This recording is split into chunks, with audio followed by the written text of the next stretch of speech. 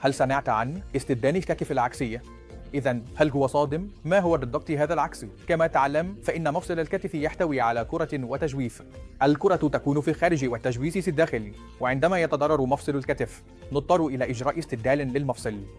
ولكن هناك نوع معين من استبدال الكتف يسمى العكسي، حيث نقوم بنقل الكرة إلى الداخل وننقل التجويف إلى الخارج، وبالطبع يتم تغيير هذه الأجزاء إلى معدن وبلاستيك.